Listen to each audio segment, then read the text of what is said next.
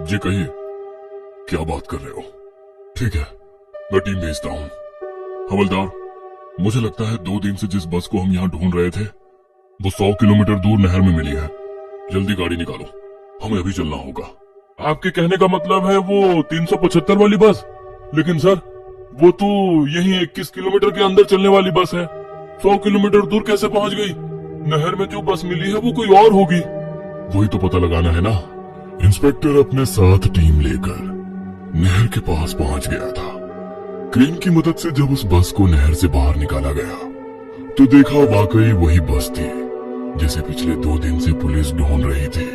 इस बस के बारे में कंप्लेन आई थी ना? कौन था वो जिसने कंप्लेन कराई थी? सर, 2 दिन पहले रात के 3 बजे एक बूढ़ी औरत और एक 22-23 साल का लड़का आए थे। अजीब अजीब सी बातें कर रहे थे। उनकी बातों का कोई सर पैर नहीं था, इसलिए हमने उन्हें भगा दिया था। बुलवाओ उन्हें। और हाँ, जिस डिपो की ये बस है वहां से भी बुलवाओ किसी को जो ड्राइवर के बारे में जानकारी दे सके। कुछ ही देर के बाद बस का मैनेजर और वो बूढ़ी औरत इंस्पेक्टर के सामने खड़े हुए थे। ये बस तुम्हारे डिपो की थी ना? जरा पहचान करके बताओ, ये ड्राइवर और कंडक्टर तुम्हारी बस के ही है? जी सर, ये हमारे ही डिपो की बस है। 3 दिन पहले आखिरी बार ये बस प्रेग्नेंट हिल्स के लिए निकली थी, लेकिन अचानक से कहाँ गायब हो गई कोई नहीं जानता।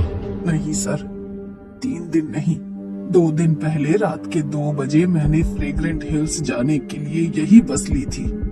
बस में एक ड्राइवर और एक लेडी कंडक्टर भी थी।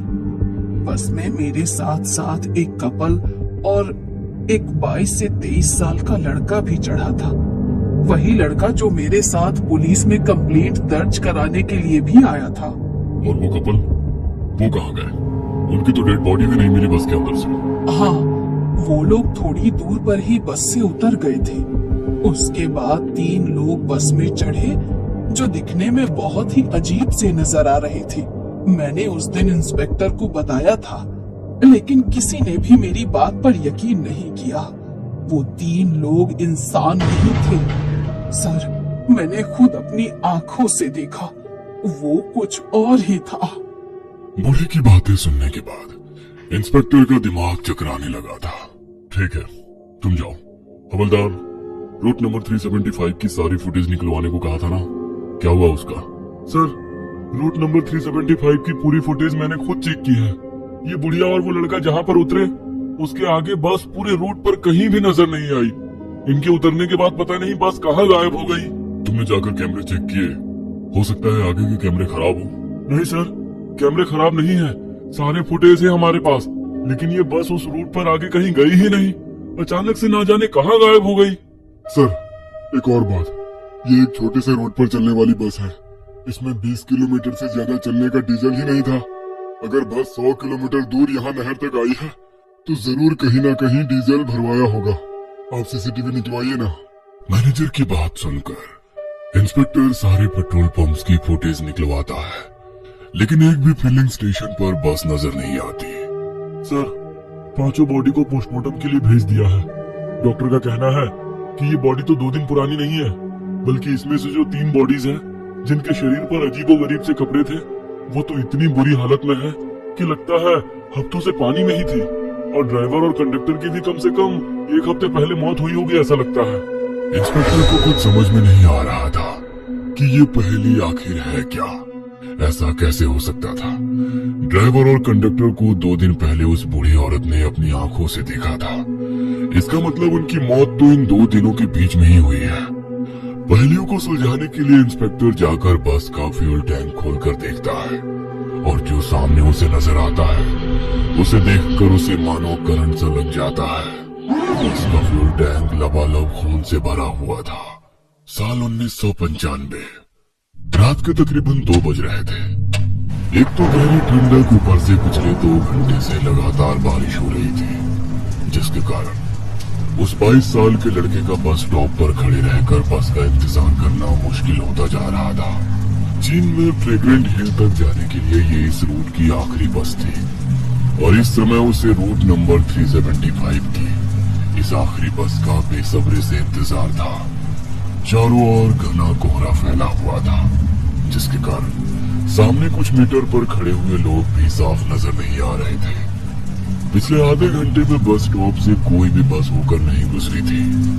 एक युवक बस का इंतजार कर ही रहा था कि तभी उसे सामने से एक बूढ़ी औरत छड़ी टिकाती हुई बस स्टॉप की तरफ आती नजर आती है। बूढ़ी औरत के वहां पहुंचने के कुछ ही मिनट के बाद रूट नंबर 375 की बस स्टॉपेज पे आके रुक जाती है। वो बूढ़ी औरत और युवक बस में चढ़ जाते हैं। बस आगे बढ़ने ही वाली थी कि तभी कोई बस को हाथ हिलाकर रोकने का इशारा करता है। ड्राइवर ने एक बार फिर ब्रेक लगा दिया था। एक कपल हाथों में हाथ डाले बस में चढ़ते हैं और ड्राइवर के पीछे वाली सीट पर बैठ जाते हैं। वो बूढ़ी औरत और लड़का भी बस में आमने सामने वाली सीट पर बैठ गए थे। बस में कुछ मिलाकर सिर्फ 4 ही सवारियां थी। ड्राइवर ने एक बार फिर इधर उधर देखा। जब उसे कोई सवारी दिखाई नहीं दी तो उसने बस को आगे बढ़ा दिया। ड्राइवर के बस को आगे बढ़ाने के बाद बस में सवार लेडी कंडक्टर एक एक करके टिकट काटने लगती है। बस में बैठा कपल एक दूसरे के कंधे पर सर रखकर नींद की झपकी ले रहा था। वहीं बूढ़ी के सामने बैठा युवक कानों में वॉकमैन लगाकर आंख बंद करके गाने सुन रहा था। लेकिन बूढ़ी औरत पूरी तरह से सतर्क थी। वो बार बार मुड़कर बस में सवार सवारियों और ड्राइवर को देख रही थी। उसकी आंखों में नींद नजर नहीं आ रही थी। अचानक ही बस का ड्राइवर बस की स्पीड बहुत धीमी कर देता है। क्या हुआ? बस इतनी धीरे क्यों कर दी? सामने इतना कोहरा है, कुछ समझ नहीं आ रहा है कि सड़क किस तरफ है। ज्यादा तेज चलाऊंगा तो एक्सीडेंट हो सकता है। अच्छा ठीक है, आप ध्यान से चलाइए। चारों ओर बिल्कुल सन्नाटा था। बारिश बंद हो चुकी थी और सड़कों पर कोई भी गाड़ी नजर नहीं आ रही थी। बस भी लगभग खाली ही थी, जिसकी वजह से गाड़ी के इंजन के अलावा और किसी भी तरह की आहट गाड़ी में से सुनाई नहीं पड़ रही थी।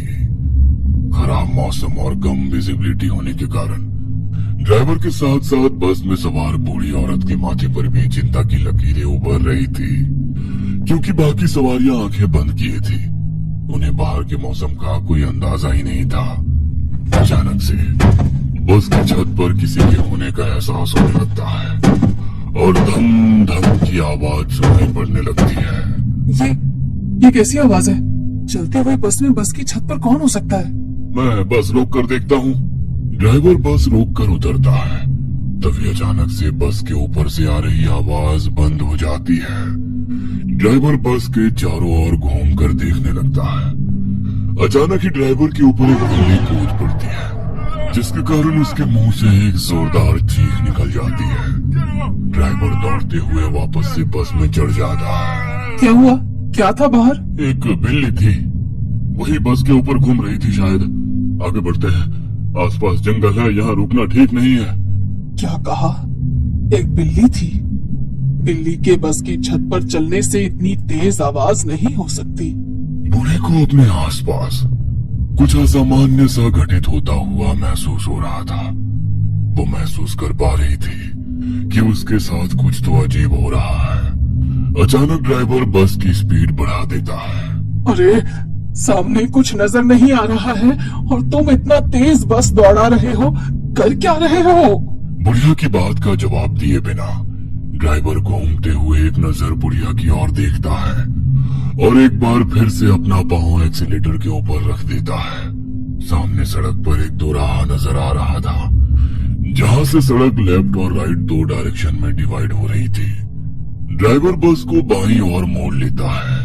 अरे कैसे ड्राइवर हो तुम? किधर मोड़ लिया बस को? ये रास्ता जंगल की तरफ जा रहा है।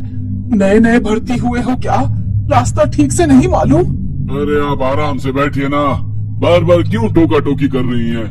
मुझे पता है कि अपना काम कैसे करना है। इस रास्ते पर ट्रैफिक कम होता है, कोहरे में इधर से जाना सेफ रहेगा और ये शॉर्टकट भी है। आप चिंता मत करो, थोड़ी देर बाद ये आगे जाकर उसी रास्ते पर मिल जाएगा। बूढ़े को ड्राइवर के हाव भाव काफी बदले हुए नजर आ रहे थे। कुछ देर बाद तेज गति से दौड़ती बस को ड्राइवर अचानक ब्रेक लगाकर रोक लेता है। क्या हुआ? ऐसे अचानक से बस क्यों रोक दी? अब तो फ्रेगरेंट हिल से पहले बस का कोई स्टॉपेज भी नहीं है। वैसे भी ये जंगली इलाका है, यहाँ पर बस रुकने का मतलब क्या है? वो सब मैं जानता हूँ, लेकिन देखो सामने कुछ लोग खड़े हुए हैं और लगातार हाथ से बस को रोकने का इशारा कर रहे हैं। अरे तो ऐसे ही कोई बीच सड़क पर खड़े होकर बस को रोकने के लिए कहेगा तो आप गाड़ी रोक देंगे क्या? इतनी रात को ऐसे ही बस रोक देना मुझे तो कुछ ठीक नहीं लग रहा। आप दरवाजा मत खोलिए। ड्राइवर साहब सही कह रहे हैं, सामने 3 लोग खड़े हुए नजर आ रहे हैं, उन्हें मदद की जरूरत हो सकती है। ये इस रूट की आखिरी बस है, अगर हम उन्हें अंदर नहीं आने देंगे तो शायद पूरी रात जंगल में ही बितानी पड़े। ड्राइवर की बात सुनकर बाकी की सवारियां कुछ नहीं कह पाती और ड्राइवर बस के दरवाजे खोल देता है। बस का दरवाजा खोलने के बाद 3 लोग बेहद धीमी रफ्तार से चलते हुए बस में चढ़ जाते हैं।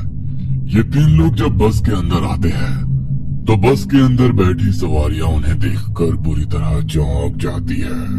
बस में चढ़ने वाले 3 लोगों में से 2 ने बीच वाले आदमी को इस तरह से पकड़ा था जैसे वो शराब पिए हो या खुद से चलने के लायक ना हो।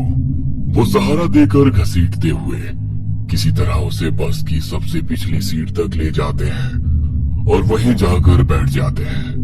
उन तीनों में एक बात जो सबसे ज्यादा अजीब थी वो ये कि इस समय 1995 चल रहा था, लेकिन उन तीनों की वेशभूषा ऐसी थी जैसे वो 18वीं शताब्दी में आए हो। सर पर पौराणिक चीनी टोपी पहने होने के कारण उनका चेहरा भी साफ नजर नहीं आ रहा था। इसके साथ ही उनके बाल भी लंबे और बेतरतीब बिखरे हुए थे, जिसके कारण चेहरा दिखाई नहीं पड़ रहा था। तीनों नए पैसेंजर्स को बैठाने के बाद बस एक बार फिर से आगे बढ़ गई थी। बस जैसे जैसे आगे बढ़ रही थी, बस के अंदर की हवा में कुछ अजीब सा भारीपन महसूस होने लगा था। ये किन लोगों को बैठा लिया है तुमने? तुम्हें इन्हें देखकर कुछ सिरहंसी महसूस नहीं हो रही? उनके कपड़े देखो, आज के समय में कौन ऐसे कपड़े पहनता है? इतने पुराने और भद्दे लग रहे हैं, जैसे कभी धुले ही नहीं है। आपने गौर किया? बस के अंदर अचानक दुर्गंध फैल गई है। ऐसा लगता है जैसे कुछ सड़ रहा है यहाँ। मुझसे तो सांस भी नहीं ली जा रही है। ये क्या बोल रही हैं आप? ऐसा तो कुछ भी नहीं है। इधर पीछे गांव में एक थिएटर है, ये लोग उधर नाटक कंपनी से ही आए होंगे। आप उन पर ध्यान मत दीजिए। जब से वो लोग बस में आए तब से 1 इंच भी हिले नहीं, ना ही उन्होंने कोई बात की। फिर तुम्हें कैसे पता कि वो थिएटर से आए हैं? तुम उनकी तरफदारी क्यों कर रही हो? 5 किलोमीटर के बाद आपका स्टॉपेज आ जाएगा, तब तक चुप करके बैठो, समझी? कंडक्टर की बात सुनकर बूढ़ी ने एक नजर अपने सामने बैठे लड़के की ओर देखा। वो भी इस समय बूढ़ी को ही देख रहा था। बूढ़ी कुछ देर तक बेचैनी में इधर उधर देखती है और उसके बाद सामने वाले लड़के को घूरने लगती है। बस अब जंगल पार करने के बाद फ्रेग्रेंट हिल्स जाने वाली मेन रोड पर आ गई थी। हमें इधर ही उतार दो। कपल बस से उतर कर जा चुका था। उनको बस से उतर कर जाते देख कंडक्टर की आंखों में कुछ बेचैनी सी नजर आ रही थी। कंडक्टर के समझाने के बाद भी बस में बैठी बूढ़ी औरत कभी पीछे मुड़कर उन तीनों अजीब पैसेंजर्स को देखती तो कभी सामने बैठे लड़के को। अचानक, ए लड़के, मेरा पर्स लिया ना तुमने? बूढ़ी औरत देखकर फायदा उठाता है, हाँ? क्या कहा? मैंने पर्स उठाया? मैं चोर नजर आता हूँ क्या? हाँ, चोर ही नजर आता है। तेरी शक्ल पर लिखा है तू 1 नंबर का चोर है। निकाल मेरा पर्स। बूढ़ी के इस तरह आंखें दिखाकर चोरी का इल्जाम लगा देने से वो लड़का भी बुरी तरह बौखला गया था। आपकी उम्र का लिहाज कर रहा हूँ वरना। अरे क्या बेहूदगी है ये? मैं तो जानता भी नहीं आपके पास पर्स था भी या नहीं। बूढ़ी की आवाज लगातार बढ़ती जा रही थी और उसी के साथ अब लड़का भी गुस्से में आ गया था। तू उतर नीचे, तुझे मैं तेरी औकात दिखाती हूँ। अभी पुलिस को तेरी शिकायत करूंगी। सीनियर सिटीजन्स की ताकत अभी पता नहीं है तुझे, समझा? बूढ़ी और वो लड़का अब ड्राइवर के पास खड़े होकर बस रोकने के लिए चिल्लाना शुरू कर देते हैं। उनका चीखना चिल्लाना देख ड्राइवर गुस्से में बस रोककर उन्हें जाने देता है। अरे माता जी, अब आप ऐसा करिए, पुलिस बुलाइए। अब पुलिस ही बताएगी मैं सही हूँ या गलत। पुलिस की जरूरत नहीं है। मैं जानती हूँ तुम बेकसूर हो, लेकिन तुम मेरे पोते की उम्र के हो। तुम्हें उस बस में अकेले नहीं छोड़ सकती थी, इसीलिए मैंने ये सब किया। मतलब वो सब ड्रामा था? अरे आपको पता भी है आपने क्या किया? इतनी रात को इस सुनसान रोड पर कहाँ जाएंगे हम? कैसे जाएंगे? तुमने देखा वो 3 लोग जो बस में चढ़े थे? तुम कान में गाने लगाकर मस्त हो गए थे, लेकिन मेरी ये बूढ़ी आंखें बहुत बेचैन थी।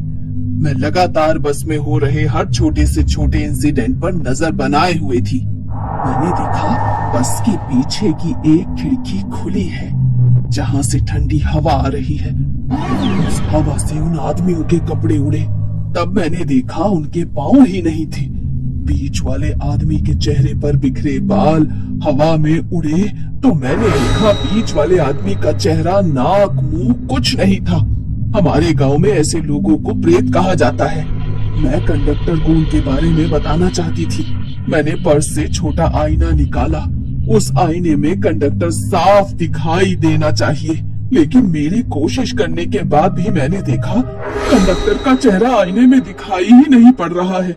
हम दोनों लकी हैं जो उन्होंने हमारे झूठे झगड़े पर भरोसा किया और हमें यहाँ उतार दिया। आपका बहुत बहुत धन्यवाद। अगर आपकी बातें सच है तब तो ड्राइवर की जान को भी खतरा है। पता नहीं उसके साथ क्या होगा। चलो हम थाने में जाकर रिपोर्ट लिखा देते हैं। बुढ़ी और लड़का थाने जाते हैं और सारी बातें बता देते हैं, लेकिन इंस्पेक्टर को उनकी बेसिर पैर की बातों पर यकीन नहीं होता और वो उन्हें वहां से बाहर निकाल देता है। 2 दिन बाद पुलिस को बस तो मिल गई थी, लेकिन ये घटना पुलिस के लिए एक अबूझ पहेली बन चुकी थी। डीजल की बजाय खून से चलकर वो बस बिना किसी कैमरे की नजर में आए 100 किलोमीटर दूर कैसे पहुंची, इस सवाल का जवाब किसी के पास नहीं था।